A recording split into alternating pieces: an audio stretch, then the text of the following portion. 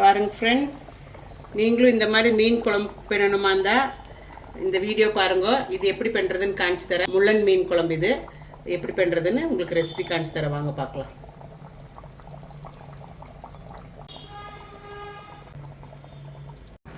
அஸ்ஸலாமு அலைக்கும் ஃப்ரெண்ட்ஸ், வணக்கம். Welcome to Rahmi's kitchen. Friends பாருங்கள் ஃப்ரெண்ட்ஸ், இன்றைக்கி ஒரு மீன் குழம்பு வைக்கிறோம்மா. இது முள்ளன் மீன் சொல்லுவாங்க. ரொம்ப ரேராக கிடைக்கிறது, எப்பவுமே கிடைக்காது. இது சம்டைம்ஸ் தான் கிடைக்கும். ரொம்ப டேஸ்டியாக இருக்கும். முள்ளன் சொல்கிற மாதிரியே நிறைய முள்ளும் இருக்கும். ரொம்ப டேஸ்டி. இது நல்லா உப்பும் புளி பிடிக்கணுமா இருந்தால் நல்லா கழுகி எடுத்துகிட்டு இப்படி வரைஞ்சிக்கணும். வரைஞ்சி நம்ம குழம்பு வைப்போம். இப்படி இந்த பக்கம் அந்த பக்கம் ரெண்டு சைட்லும் வரைஞ்சிடலாம். ஒரு கீரல் போட்டுக்கலாம் இப்படி. அப்புறம் எப்படி செய்கிறதுன்னு காணிக்கிறேன் நான். இது 1 kg மீன். இதெல்லாம் இப்போ நல்லா கீரல் போட்டு வச்சுருக்கு, வரை போட்டு வச்சுருக்கிற மீனெல்லாம். இப்போ இது எப்படி செய்யலாம் பார்க்கலாம் வாங்க. மீன் குழம்புக்கு நம்ம முதல்ல தேங்காய் அரைச்சிக்கலாம். ஒரு அரை மூடி அவ்வளோ தேங்காய் சரகி எடுத்திருக்கேன். அது கூட கொஞ்சமாக ஒரு 1/4 டீஸ்பூன் மஞ்சத்தூள், ஒரு டீஸ்பூன் அவ்வளோ மிளகாத்தூள், அப்புறம் ஒரு அரை டீஸ்பூன் அவ்வளோ தனியாத்தூள் போட்டுட்டு நல்லா பேஸ்ட்டாக அரைச்சிக்கோங்க. நல்லா நைஸாக வெண்ணெய் மாதிரி அரைச்சிக்கோங்க. நம்ம அரைச்சிக்கலாம். கொஞ்சமாக தண்ணி ஊற்றிட்டு நல்லா வெண்ணெய் மாதிரி நைஸாக அரைச்சி எடுத்துங்க. ஃப்ரெண்ட்ஸ், இப்படி நல்லா நைஸாக அரைச்சிடணும். இதை அரைச்சது நம்ம வேறு ஒரு பவுலுக்கு ஷிஃப்ட் பண்ணிவிட்டு ஒரு தக்காளி அது மாதிரி அரைச்சி எடுத்துக்கலாம். இது மாதிரி ஒரு வேறு பவுலில் ஷிஃப்ட் பண்ணிக்கோங்க. தக்காளி நல்லா நைஸாக அரைச்சி எடுத்துக்கோங்க.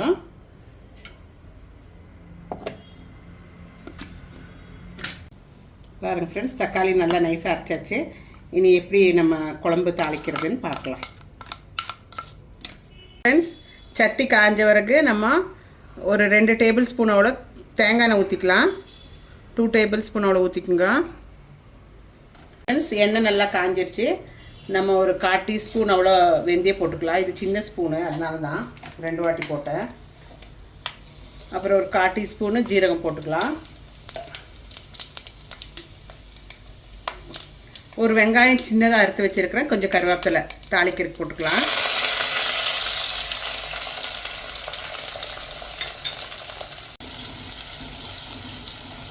இது நல்லா ப்ரௌன் ஆகட்டும். அது வரைக்கும் வணங்கட்டும். இது முறிஞ்சு வரட்டும்.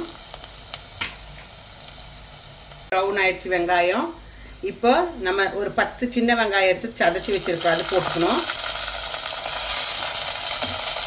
அப்புறம் ஒரு பீஸ் இஞ்சியும் 3 பச்சை மிளகாவும் அதுவும் சதைச்சி வச்சுருக்கோம்.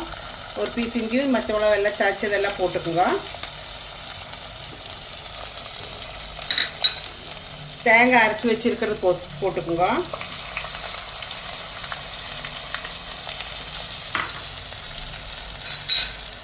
தக்காளி அரைச்சி வச்சுருக்கிறது ஊற்றிக்குங்க. புளி ஒரு 4 எடுத்து கழுகி க்ளீன் பண்ணி வச்சுருக்கிறேன், அது போட்டுக்குங்க. சின்ன சின்ன பீஸாக பண்ணிவிட்டு அப்புறம் இலக்கி விட்டுட்டு தேவையான தண்ணி இதில் நம்ம ஊற்றிக்கலாம். ஒரு 2 மினிட் சூடானவருக்கு தேவையான தண்ணி ஊற்றிக்கலாம்.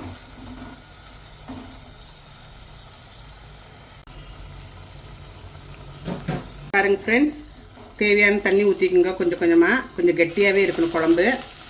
அப்போ தான் நல்லா டேஸ்டியாக இருக்கும்.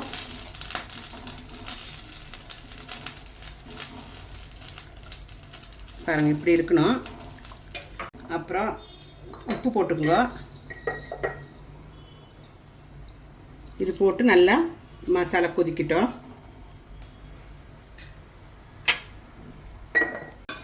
மூடி வச்சு மசாலா கொதிக்க வைங்க. பாருங்கள் ஃப்ரெண்ட்ஸ், நல்லா குழம்பு கொதிச்சிருச்சு. நம்ம உப்பு பார்த்துட்டு தேவைப்பட்டால் போட்டுக்கலாம், இல்லாட்டி மீன் எடுத்து போட்டுக்கலாம். உப்பு சரியாக இருக்குது ஃப்ரெண்ட். இப்போ நம்ம மீன் ஒன்றா எடுத்து போட்டுக்கலாம்.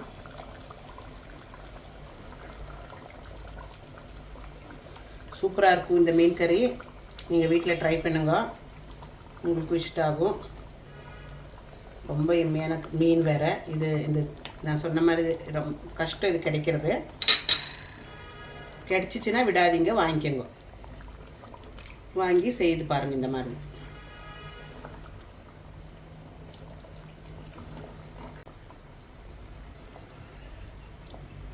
இது கொதிக்கிட்ட மீன் நல்லா கொதிச்ச பிறகு எண்ணெய் தெளிஞ்சு வர மட்டும் வைக்கணும் நம்ம இது மேலே.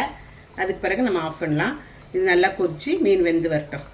ஃபஸ்ட்டு கொஞ்சம் ஹை ஃப்ளேமில் வைங்க, அப்புறம் கொஞ்சம் சிம்மில் வச்சு வைவிங்க. பாருங்கள் ஃப்ரெண்ட்ஸ், நம்ம மீன் குழம்பு ரெடி ஆகிடுச்சு. எவ்வளோ எம்மியாக இருக்குது பாருங்கள். நெய் அப்படியே எண்ணெய் தெளிஞ்சு வந்துருச்சு, மேலே எண்ணெய் நல்லா தெளிஞ்சு வந்துருச்சு. உப்பு காரெல்லாம் பார்த்துங்க, நான் ஆல்ரெடி பார்த்துருக்குறேன், எல்லாம் சரியாக இருக்குது. இன்னும் ஒரு வாட்டி வேணுமா இருந்தாலும் பார்த்துக்கலாம். அப்போ இப்போ நம்ம ரெடியானால கொஞ்சம் கருவேப்பிலை போட்டுக்கலாம். கருவேப்பிலை போட்டு ஒரு ஸ்பூன் அவ்வளோ கோகோனட் ஆயில் ஊற்றிக்கலாம். அப்புறம் ஆஃப் பண்ணி வச்சிடலாம்.